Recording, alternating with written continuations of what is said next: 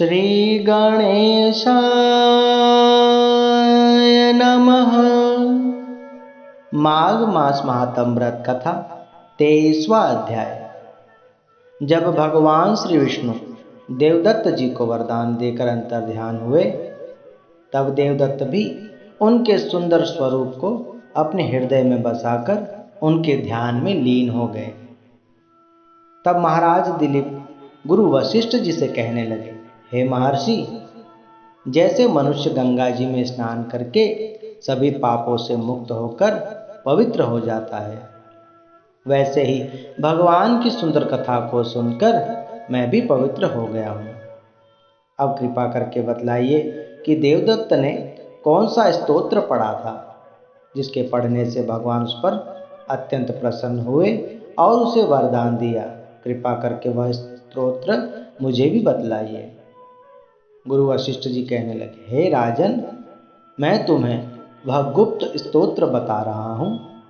सर्वप्रथम यह स्तोत्र भगवान ने गरुड़ जी को बताया था और गरुड़ जी के द्वारा मैंने सुना था।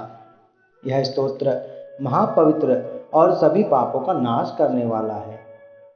अध्यात्म विद्या और आत्मज्ञान की वृद्धि करने वाला है। यह स्तोत्र सुनो।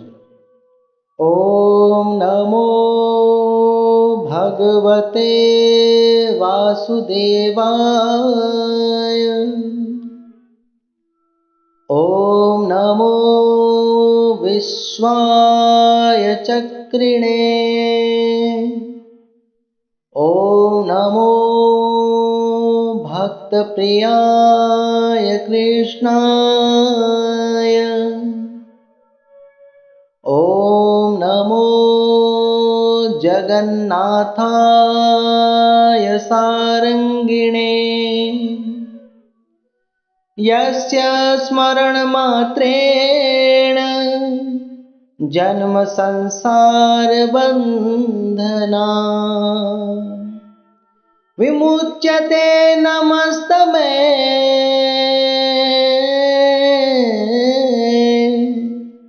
विष्णवे प्रभविष्णवे। विष्णवे प्रभविष्णवे। श्री वासुदेव सर्वव्यापी चक्रधारी भक्त जनों के प्रिय, जो सारे जगत में व्यापक है और भक्तों के हृदय रूपी मंदिर में सदा विराजमान रहते हैं, उनके चरणों में मेरा बारंबार प्रणाम है। जो विश्व स्वरूप है, सारे जगत की रचना करते हैं, उत्पत्ति करके और उसका प्रलय करते हैं, उन्हें मेरा बारंबार प्रणाम है। जो अपने भक्तों को प्यारे अच्युत पार ब्रह्म श्री कृष्ण सारंगधर है, उन्हें मेरा बारंबार प्रणाम है। हे विश्वनाथ, हे जगतपति, दुखों को दूर करने वाले पूर्ण परमात्मा, उन्हें मेरा बारंबार प्रणाम है। सारा चर अचर संसार जिसकी माया से चक्र की तरह घूम रहा है, इसी से हे प्रभु आप चक्रपाणी कहलाते हो। सारे संसार को उत्पन्न करने वाले ब्रह्मा को भी आप ही उत्पन्न करने वाले हो। हे प्रभु, आप ही तीनों तापों को हरने वाले हो। जन्म मरण के बंधनों को नाश करने वाले अजोनी हो। आप कभी भी गर्भ में नहीं आते हो। हे दीनानाथ, हजारों मुख वाले शेषनाग भी आपकी महिमा का बखान नहीं कर सकते। आप बेअंत हो। हे प्रभु, आप ही मेरे पिता, आप ही मेरी माता हो। यह सारा संसार आपका बस एकमात्र खेल है, जिसमें सभी जीव अहम भाव के अभिमान में फंसे हुए रहते हैं। हे दयालु, आप ही उनका उद्धार करने वाले हो। हे हरि, आपका नाम जपने से अनंत सुखों की प्राप्ति होती है। आपके गुण गाने से हृदय में शांति उत्पन्न होती है। हे प्रभु, आप समर्थ हो। आपके भक्तों को आपका ही आश्रय है।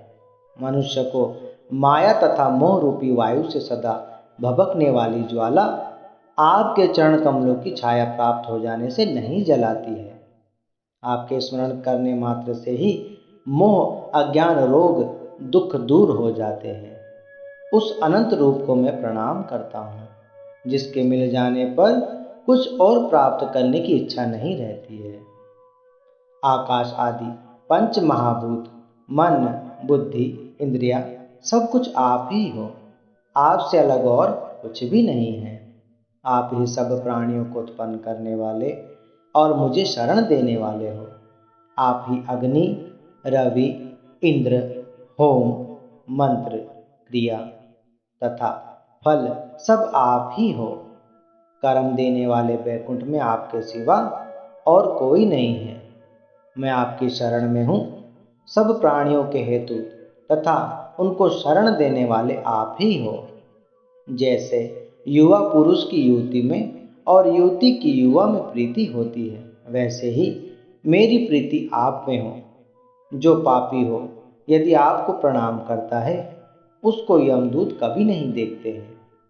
प्रत्येक पाप मनुष्य को उस समय तक दुख देते हैं जब तक वह आपके चरण कमलों का आश्रय नहीं लेता है।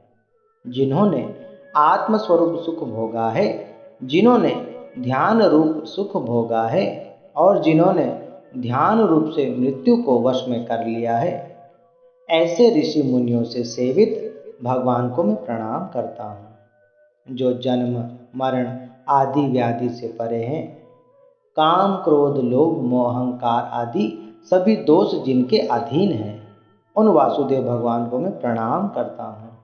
जिनके ज्ञान रूपी शास्त्र से संसार रूपी शत्रु का नाश हो जाता है, उन दुखों को नाश करने वाले हरि को मैं बारंबार प्रणाम करता हूँ।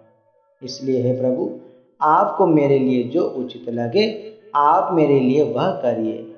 जिनका बड़े बड़े ऋषि मुनि लोग भी साक्षात्कार नहीं कर सकते, हे अंतर्यामी प्रभु, आपने कृपा करके मुझ अधीन को अपना दिव्य दर्शन दिया है। मैं आपके पवित्र और सुंदर दर्शन पर बार बार बलिहार जाता हूँ। हे राजन, इस प्रकार देवदत्त ने भगवान श्री विष्णु का स्तोत्र पढ़कर परमात्मा को प्रकट किया था। उसकी सच्ची भक्ति देखकर भगवान ने उसे दर्शन और वरदान देकर कृतार्थ किया था। जो भी जीव इस स्तोत्र को पढ़ता है अथवा सुनता है, उसकी बुद्धि पापों में नहीं लगती है और न ही वह बुरा फल देखता है। जिसके कीर्तन से मनुष्य की बुद्धि, मन तथा इंद्रियां स्वस्थ होती है और वह वैष्णव पद को प्राप्त होता है। इसके सदैव पढ़ने से मन वांछित कार्य सिद्ध हो जाते हैं। मनुष्य इस संसार में संतान, धन, पराक्रम, चिरायु, मान सम्मान प्राप्त करता है। इसके पाठ से बुद्धि, धन, यश, कीर्ति, ज्ञान तथा धर्म निरंतर बढ़ता रहता है और बुरे ग्रहों की भी शांति होती है। इसके पढ़ने से सिंह, व्याघ्र, चोर, डाकू, भूत, प्रेत, राक्षस का भय नहीं रहता है। जो सद्गति गंगा आदि तीर्थों के स्नान करने से मिलती है, वही इस स्तोत्र को पढ़ने से सरलता से प्राप्त हो जाती है। जो इस पाठ को एक काल, दो काल या तीन काल पढ़ता है, वह अक्षय फल प्राप्त करता है। जो जीव इस स्तोत्र को प्रेम पूर्वक श्रद्धा पूर्वक पढ़ता है, उसकी 84 कट जाती है और वह मुक्ति पद को प्राप्त करता है और उसके सभी कार्य सिद्ध होते हैं। देवदत्त द्वारा उच्चारण किया हुआ यह स्तोत्र भगवान को अत्यंत प्रिय है और भगवान के दर्शन कराने वाला है। योग सागर नाम का यह स्तोत्र परम पवित्र है। जो कोई भक्ति पूर्वक इसको पढ़ता है, वह विष्णु लोक को जाता है।